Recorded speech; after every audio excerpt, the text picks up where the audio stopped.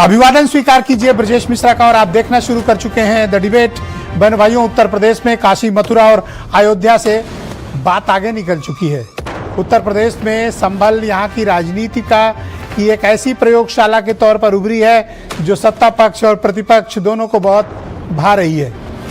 ताजा मसला यह है कि संभल में हुई हिंसा पर गठित न्यायिक आयोग ने अपनी रिपोर्ट उत्तर प्रदेश की सरकार को सौंप दी है और उसमें कई बहुत चौंकाने वाले खुलासे हुए हैं संभल को लेकर। इससे आने वाले दिनों में उत्तर प्रदेश की राजनीति में बहुत हंगामा होने वाला है। तो आज चर्चा संभल हिंसा की, संभल में बदले सामाजिक राजनीतिक माहौल की और उस न्यायिक आयोग के रिपोर्ट्स की फाइंडिंग्स की जिसने उत्तर प्रदेश में सनसनी फैला रखी है। आज चर्चा इसी विषय की।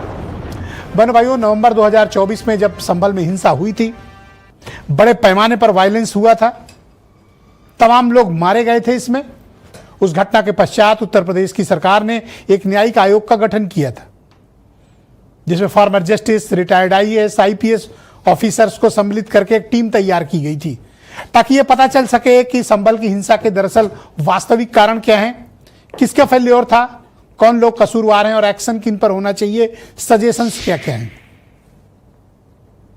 प्रशासनिक और पुलिस चूक पर हम बाद में चर्चा करेंगे, लेकिन जिसने ताजा अभी राजनीतिक तौर पर माहौल गर्म किया है जिस रिपोर्ट ने, वो रिपोर्ट है संभल में डेमोग्राफी का चेंज होना। रिपोर्ट यह बताती है, जो लीक्ड रिपोर्ट है, मेरे पास ऑफिशियल नहीं है, जो लीक्ड रिपोर्ट है जो मीडिया में छप रही है, चल रही है, उसके मुताबिक 1947 में संभल में तकरीबन 45% हिंदू और 55% मुसलमान थे। लेकिन अब 2025 आते आते आंकड़ों में जबरदस्त बदलाव आया है। न्यायिक आयोग की लीक्ड हुई रिपोर्ट ये सजेस्ट करती है, ये बताती है कि वहां महज 15 से 20% ही हिंदू बचे हैं, उनका पलायन हो चुका है और संभल की डेमोग्राफी कंप्लीटली चेंज हो चुकी है। वहां पर मुस्लिम आबादी 80 से 85% है, ऐसा रिपोर्ट में क्लेम किया गया है, लीक्ड रिपोर्ट में। तो ऐसा क्या हुआ आजादी के बाद से लेकर अब तक कि संभल में हिंदुओं की संख्या घट रही है? इसके कारण क्या है? क्या संभल में हिंदुओं को सिस्टमैटिकली वहां से हटाने, भगाने या विस्थापित करने के प्रयास हुए हैं, या फिर वह स्वेच्छा से गए हैं, रोजगार की तलाश में गए हैं, या फिर बेहतर जिंदगी की तलाश में गए हैं?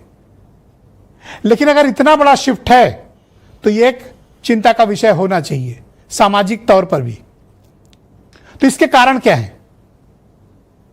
उत्तर प्रदेश की सरकार का यह दावा है और यह कहना है कि संभल दंगे में इतना झुलसा रहा है, हमेशा इतनी हिंसाएं और घटनाएं संभल में होती रही जिसके कारण हिंदुओं के एक वर्ग में डर का माहौल था, असुरक्षा का माहौल था। उस असुरक्षा के माहौल के चलते हिंदुओं के एक बड़ी संख्या ने, बड़ी आबादी ने संभल से पलायन किया, ऐसा रिपोर्ट में क्लेम किया गया और ऐसा बीजेपी पॉलिटिकली क्लेम करती है। इसमें सच्चाई कितनी है? न्यायिक आयोग ने जो जांच की है, उस जांच की फाइंडिंग्स के बाद सरकार क्या कर रही है? तो आज प्रतापगढ़ में मुख्यमंत्री योगी आदित्यनाथ ने कहा सबका हिसाब किया जाएगा, संभल की साजिश का बदला लिया जाएगा, संभल की साजिश को बेनकाब किया जाएगा। तो बेनकाब तो हो चुका है, अब इसके बाद क्या होगा वहां पे? बहन भाइयों, जब से ये रिपोर्ट लीक हुई, इत्तेफाक से आज जुमे की नमाज भी थी, लेकिन सब कुछ शांतिपूर्ण तरीके से संपन्न हो गया। रिपोर्ट लखनऊ से लीक हुई, लेकिन सुरक्षा संभल की बढ़ गई। क्या संभल उत्तर प्रदेश की राजनीति की कोई नई प्रयोगशाला है?